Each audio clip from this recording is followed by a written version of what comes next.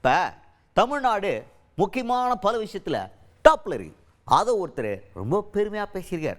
எதில் டாப்பில் இருக்குது, இவர் எதை பற்றி பேசினது யார்? தமிழ்நாடு பாஜகவை சேர்ந்த அண்ணாமலை அவர்கள்.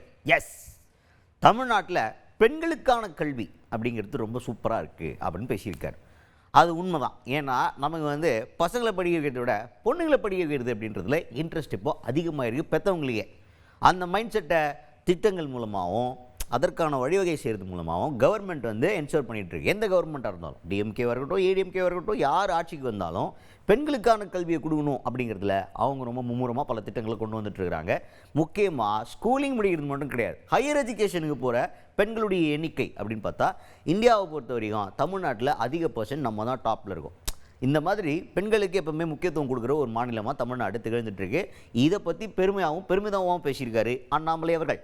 ஆனால் என்னை பொறுத்தவரை பெண்களுக்கான கல்வி என்பது ஆண்களுக்கு அளிக்கின்ற கல்வியை விட அதிக முக்கியத்துவமாக நான் பார்க்கிறேன். ரெண்டு சமந்தான். ஆனால் பெண்களை ஏன் கொஞ்சம் மேலே தூக்குறாங்கன்னா, ஒரு பெண்ணுக்கு கல்வி கொடுப்பதன் மூலமாக அந்த முழு குடும்பம் கல்வியால் முன்னாடி போறாங்க.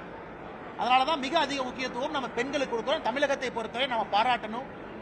இந்தியாவில் பெண்கள் அதிகமாக கல்வி கற்கக்கூடிய மாநிலமாக தமிழ்நாடு தொடர்ந்து இருக்கும். மேற்படிப்புக்கு அதிகமாக போகக்கூடிய பெண்கள் இருக்கக்கூடிய மாநிலமும் நாம தான். மேற்படிப்பு படித்துவிட்டு வேலைக்கு போகக்கூடிய மாநிலமாகவும் நாம தான் இருக்கிறோம். ஆனால் பத்தாதுங்கண்ணா, 50%, 40% என்பது பத்தாது. தமிழகம் இந்தியாவுக்கு முன்மாதிரியா இருக்கணும். இந்தியா உலக நாடுகளுக்கு முன்மாதிரியா மாறணும். அதனால் பெண்களுக்கு மிக மிக முக்கியம். அதனால ரொம்ப சந்தோஷம். நெக்ஸ்ட் ஃப்ளைட்டில் வந்திருக்காரு போல அண்ணாமலை அவர்கள். வரும்போதே அவர் கூட செங்கோட்டையன் அவர்கள் வந்திருக்காரு போல, முன்னாள் அமைச்சர் செங்கோட்டையன் அவர்கள். ஸோ வந்தோடனே நம்ம ஆளுங்க என்னன்னா, என்ன செங்கோட்டையன் கூட வந்திருக்கீங்க, அரசியல் பேச்சுவார்த்தை எதாவது நடந்துச்சா உள்ள ஃப்ளைட்டுக்குள்ளே அப்படின்னு கேட்டோடனே அவர் என்ன சொல்கிறார், அண்ணாமலை அவர்கள் சொல்கிறார் என்னன்னா, முதல்வர் கூட வந்திருக்காரு நான் போகிற ஃப்ளைட்டில் எல்லாம். அப்போ எழுந்திரிச்சு முதல்வருக்கு நன்றி சொல்லி கோவைக்கு சிறப்பான விஷயங்கள்லாம் பண்ணி கொடுத்துருக்குறீங்க அப்படின்னு சொல்லி அவங்க கொடுத்த திட்டங்களுக்காக நன்றிலாம் தெரிவிச்சுட்டு நான் பாட்டுக்கு என் வேலையை பார்த்தேன், அவர் பாட்டுக்கு அவர் வேலையை பார்த்தார். இதில் அரசியல் வேறு, இந்த மாதிரி மரியாதை கொடுக்குறது வேறு. அந்த மாதிரி தான் நான் போகிற ஒரு ஃப்ளைட்டில் செங்கோட்டையனும் கூட வந்தார். அவர் ஏறணுன்னு அவர் தூங்கிட்டார். நான் புக்கு படித்தேன். இது உங்களுக்கு எப்படி ப்ரூவ் பண்ண முடியும்? ஏர் ஹோஸ்டஸ் வேணால் கேட்டு பாருங்கள் அப்படின்ற மாதிரி.